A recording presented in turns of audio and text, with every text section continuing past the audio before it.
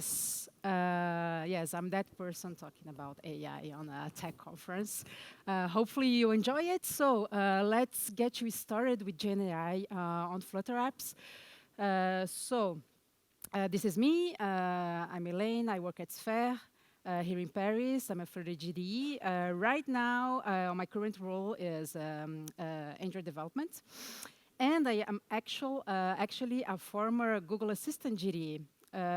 Right now, we are in the process of basically everything that was Google Assistant is going little by little, is transitioning towards Gemini.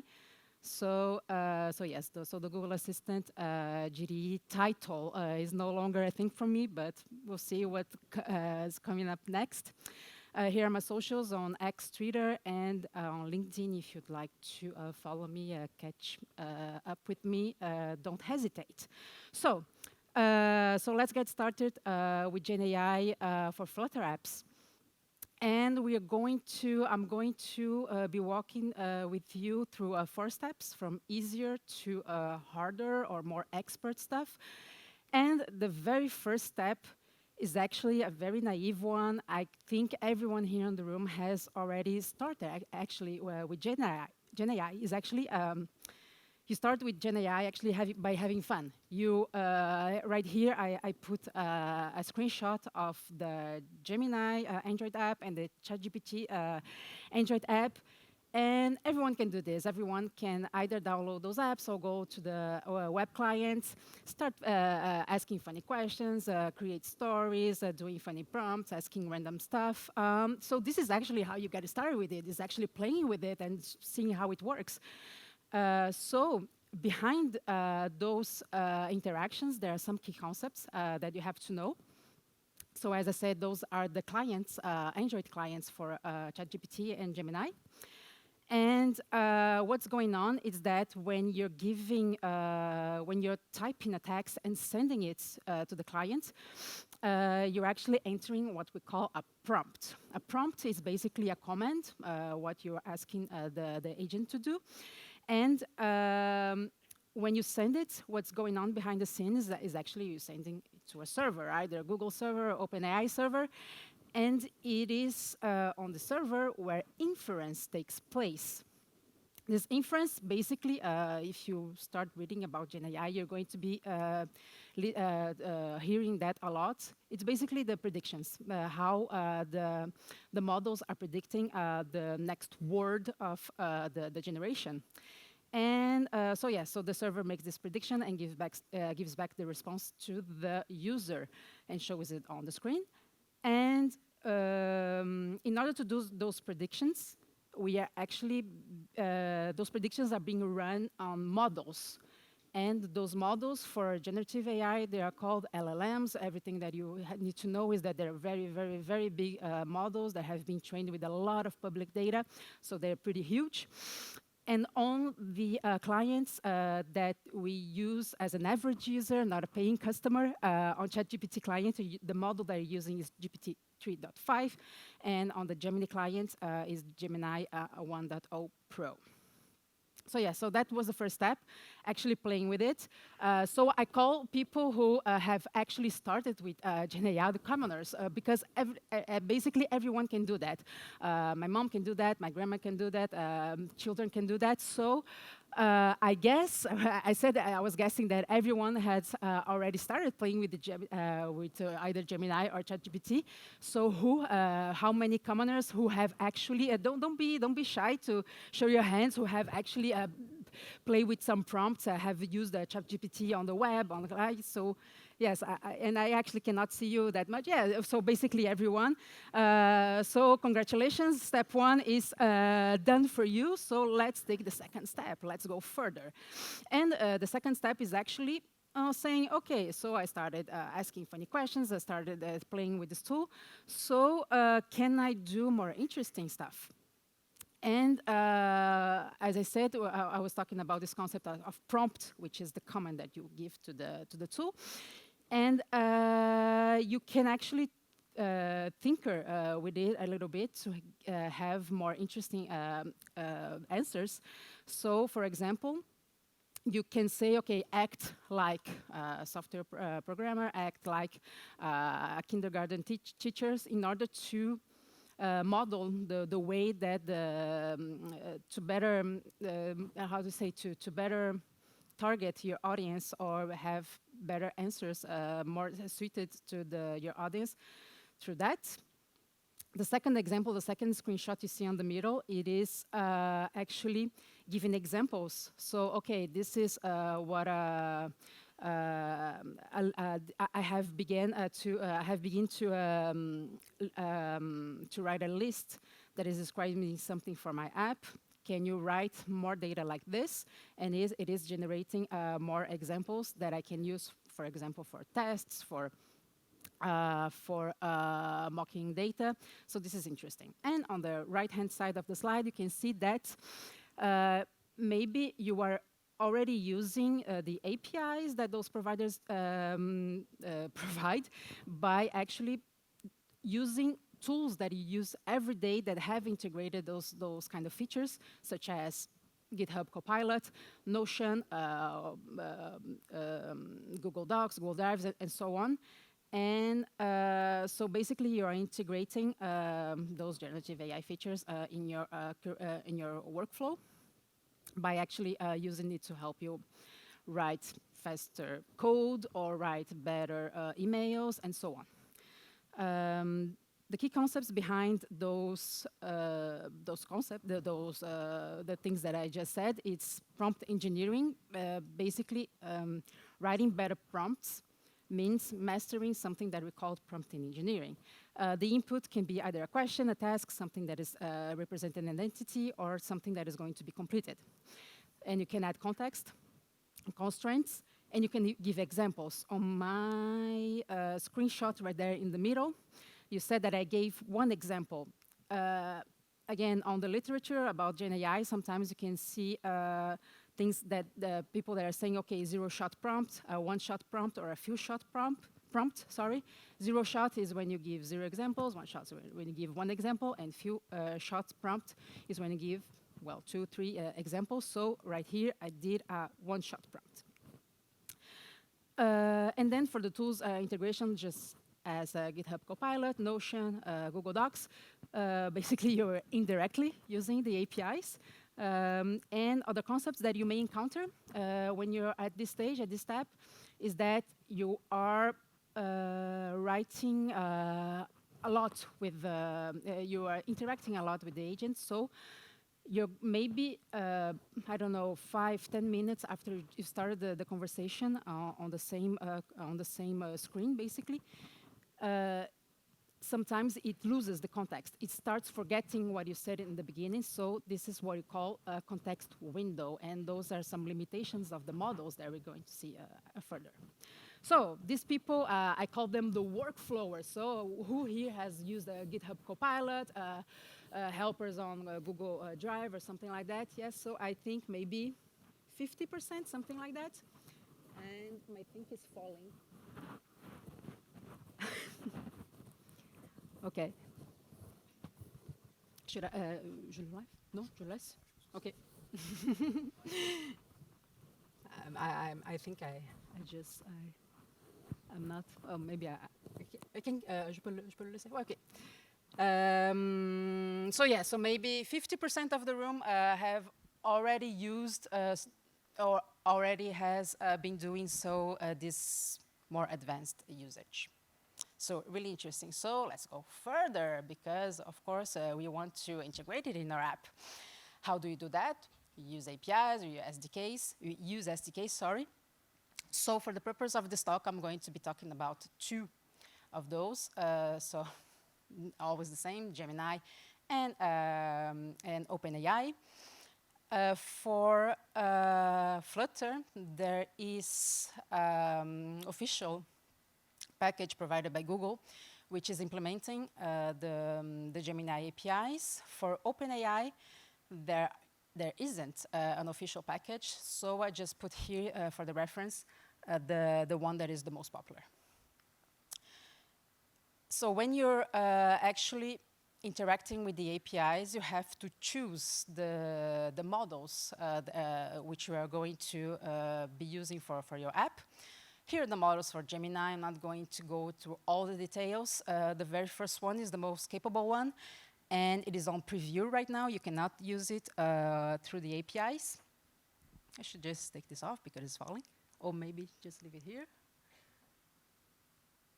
And this one, it is the thing that really Google brags about. It is the 1 million number right there, because remember when I said that at some point the AI starts forgetting what you're saying. This is due to the context window, and is directly correlated to the input token limit that we see right here. And I didn't check Llama 3, who just came out, but this one is the one that provides the biggest context window, the biggest input token limit. So basically, it is the one that is going to be able to remember the most tokens.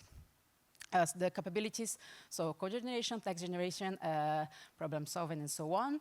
But the most popular ones that we are seeing today are either Gemini Pro, which is generating text via text. So you do a text command and it generates text, and Gemini Pro Vision, which takes text and image and generates text. And then there are other models that are less known, like the embeddings one. Embeddings, very important notion as well, is basically you transform strings, you transform characters and words into vectors, so you can compare them and do like similarity and search. And then you have the AQA model, which is specialized in Q&A, basically. Very quick look at the Gemini API. I'm not going to get into detail, but right here we see the main function that we have, which is generate content. Does this work? No, the pointer? I shouldn't be doing this. I think I'm maybe breaking everything. Yes, here. Oh, can you see it? Yes. So generate content, which is basically taking your prompt, the prompt that you have given with your text. And then you can see that there are other parameters that you can adjust, such as safety settings. So the model, it is going to be like censored. There's not going to be saying bad stuff, harassing stuff, and so on, hate speech. And then you can see there's another parameter right here, which is the generation config, and has some things which you can tailor to do your request. So basically, there's not so much going on there, because you can see what's going on is that you are making a request. You are making an HTTP call. That's pretty much it. And OpenAI, what about OpenAI? The OpenAI models, so of course GPT-4, GPT 3.5, which is the one that regular people have access to through ChatGPT. Biggest difference is that OpenAI provides DALL-E, which is generating image through text. And then another difference is that OpenAI puts their text-to-speech and speech recognition models with the other ones that are considered generative AI. Those ones, they do exist for Google, but they are not considered Gemini models. They are elsewhere in the Google ecosystem, but that's fine. They also have text embedding. And another difference is that for moderation, so basically for censoring hate speech and so on, you have to use another model. So you have to make two calls. You have to make a regular one, and then you are going to use text moderation to, if you want to censor those data. And then other regular text generation models right there. And same thing for the API. So here I show you the parameters that you can send, and then for the completion API, sorry, and then the moderation, what you can get for the moderation. So what have you seen here with the key, what are the key concepts that we have just seen? We saw the concept of multimodality, which is basically using not only text, because a lot of people only talk about LLMs and text generation and so on, but we have more and more image generation, and we can also put image as an input. So this is what we called multimodality. We also learned that each model has its purpose, or several purposes, but they can be specialized. And you saw the concept of token. Token is a very, very important concept. Basically, a token corresponds roughly to 4 characters. So why it is important to know that all of those APIs, well, Gemini API is still free until May 1st, I think. So if you want to play with the Gemini API for free, you have 1 week to do so. Afterwards, it's going to be a paid service. OpenAI is already paid.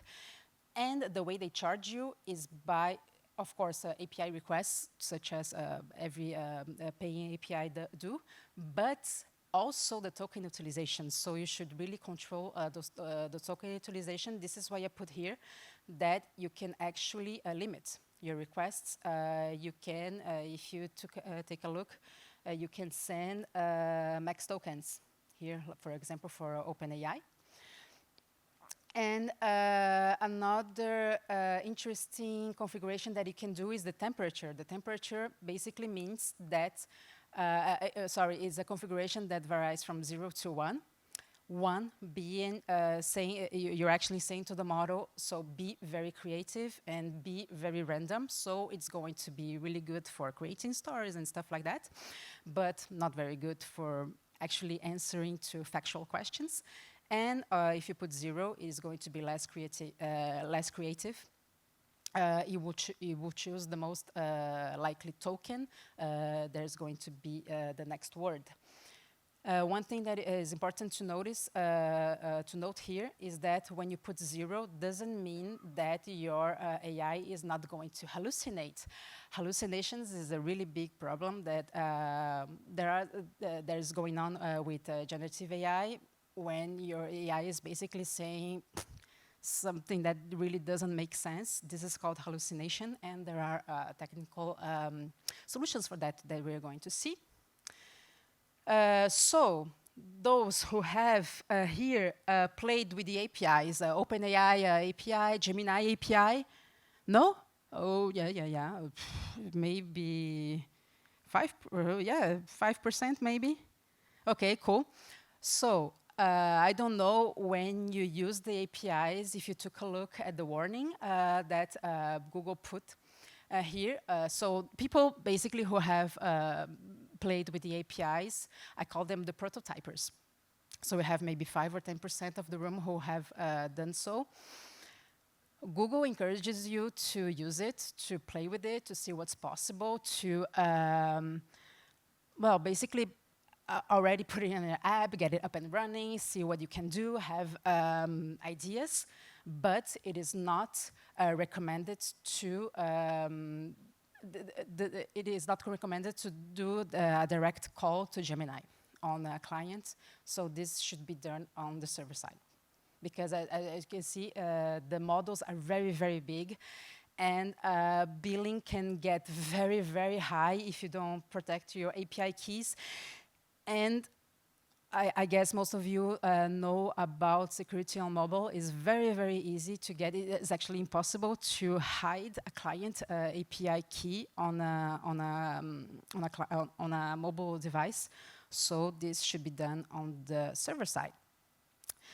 Nevertheless, there have been a lot of people who have tried out the Gemini API, and I wanted to show some of them to you so you can have some ideas what was done on the Flutter community. And the very first one it was done by Mangirdas, which is a Flutter, who is a Flutter GDE. He did a scavenger hunt And on his app, he is basically generating items either located at home or outside, and he's giving a prompt and saying, okay, give me a JSON file that is containing items with this model right here, and then he's calling the generate API endpoint, and then using it to generate the things that you have to find. And then what is really cool is that you take a picture of the object that you find, and then you send another API call to validate. And so, so you're saying, you're asking the Gemini if this is a valid image or not, and then you get your points or not. And he's actually using Vertex AI. It ends on the same Vertex AI. It's basically a workaround to use Gemini APIs in Europe. Another one is done by Daria Orlova. She has an app that is giving information about cruelty-free brands. And then she integrated prompts to basically give a cruelty-free status analysis of some brand with some criteria. So really interesting as well. And this one right here is giving this prompt and an image, which is actually the photo of the product.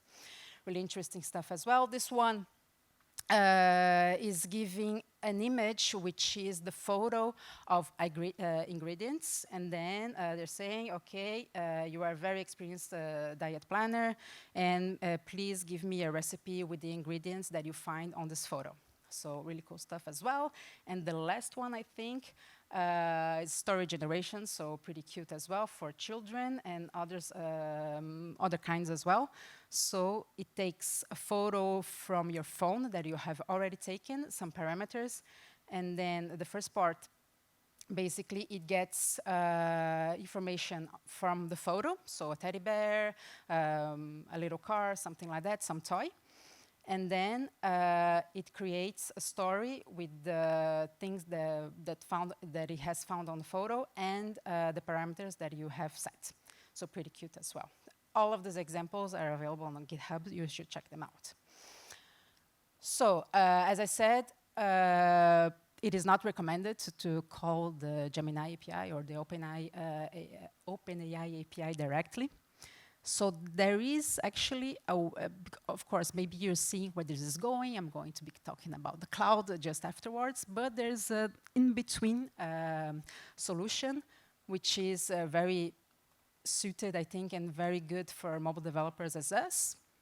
It's actually Firebase, because Firebase, it is basically a service that you can use where you're not directly calling Gemini, you're going through Firebase, and Firebase is managing those calls. So Firebase provides two extensions, one for chatbot and one for multimodal tasks. If I'm not mistaken, you have to, well, Gemini API is free to use until May 1st, until next week. But in order to use those Firebase extensions, you have to get into the Blaze plan, and it is actually, I think, it is costing money right now. So not so much popularity right there, but Ranuka did a worksheet generator by using the Firebase extensions, which is really cool. And as you can see, the code is a little bit different, of course, because you're not calling a Gemini API directly, and you're basically interacting with the Firebase API. So pretty cool stuff. And I call them the Sparker, because the mascot for Firebase are Sparky. It's called Sparky. And I don't know if anyone here has played with the Firebase extension that is doing Gemini calls. 0? Oh, one person. Oh, cool. And so yes, so let's go to the fourth step, the real deal. And you have two options to go further and really get expert solutions on your application. The very first one, I'm just showing you here what cloud services have to offer you regarding AI services. You have Azure, Amazon, and Google Cloud, bunch of stuff. If you're interested in going further, please do. They're really, really being developed a lot. They change all the time. They get better and better. So this is where the real AI code should be, GenAI code should be running on. So those are the cloud riders. I don't know if there are any cloud GCP, Amazon, or Azure. Yay, okay, cool. People here, yes, so some of you are. So there's another option, because either you go to the cloud or you don't go to the cloud, you stay on the device. And it's actually going local, running those models locally. I'm going to confess something right here. I say I don't have a lot of time left. I was expecting to find maybe, okay, Gemini Nano, TensorFlow, something like stuff, you know, that you heard about. There's so much stuff going on. People finding solutions to run locally. I'm going to go really fast through them because it's not that important. It's just so you know that there's a lot going on that space. So I'm just going to go through the slides and mention them to you.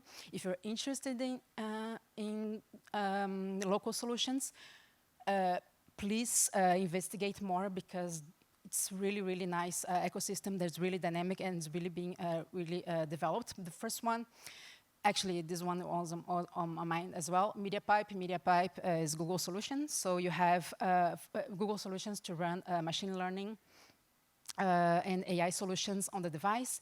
And you have image generation and LLM inference. They are only available for Android, iOS, web, the basic SDKs. But Sasha, Alexander Denisov did a package that is using a MediaPipe, and I have actually tried it. So it is using Gemma, which is the open source model from Google. And it is through a MediaPipe you can run locally. You can run the Gemma model locally. Keras NLP, TensorFlow Lite, a lot of things, a lot of resources there as well to run LLMs on Android. LangChain is huge on the GenAI world. It is a framework basically to give better predictions by adding documents, for example, by allowing the user to switch models. And there's some developers that are really, really active. There is a Flutter package that is implementing LangChain. And there are a lot of people, so examples of people who are using LangChain. I'm not going to get into detail. You can take a look at the slides afterwards. But so much stuff going on. Llama and Ollama. Llama CPP, C++, is an inference engine, so a C++ inference engine, so basically for running LLMs on the device, of course, through C and C++, a bunch of packages as well, and I give you some examples here. So basically you have MediaPipe, Keras, TensorFlow, LangChain, Llama, and others, and it's a really, really dynamic world there. So to end, so this is the summary what we have seen today.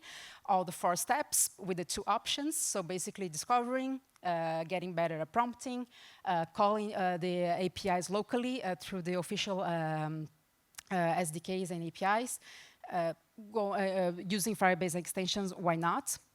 Going to the cloud if you want to. So this is another world completely. Or staying on device and maybe using one or several. This is not extensive at all. Those are the ones that I have found, but and behind all of those you have to, it's really, you have to get into the definitions and the theory that is behind all of those stuff, but it's really, really exciting, and I'm really looking forward to exploring that more. So that's it for me. Thank you.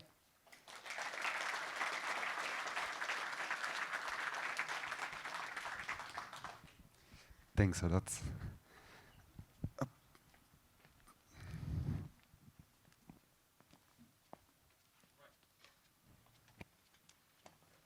We won't have much time because, for obvious reasons, we are running a bit late. So we're going to be quite fast.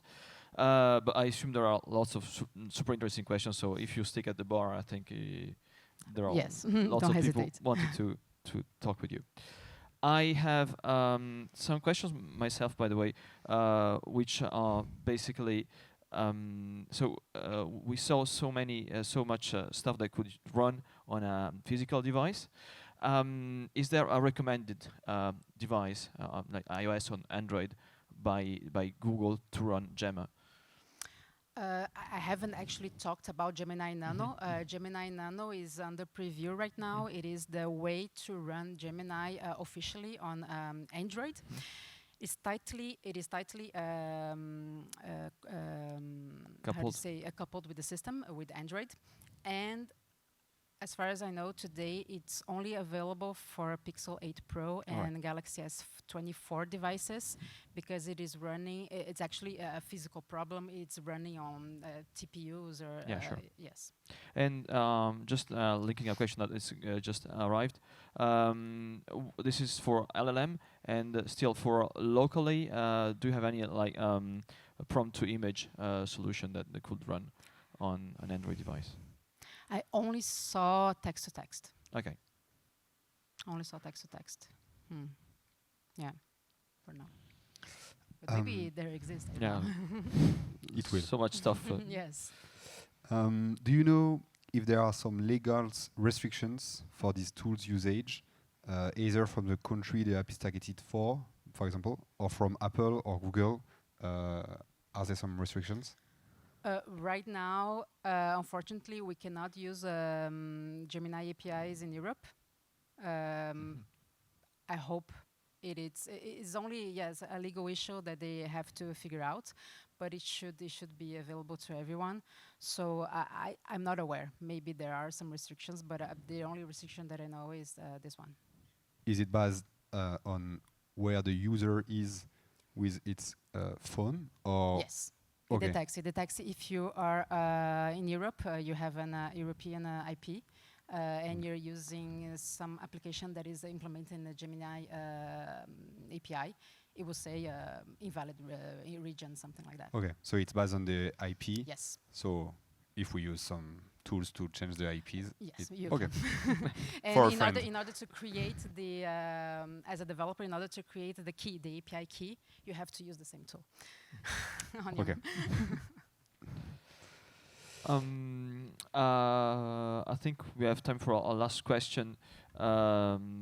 When do you think you'll see GenAI capable enough to answer with executable Flutter to visualize answers? Like having like GenAI that is able to produce and run, of course, completely Flutter. autonomously. Yeah.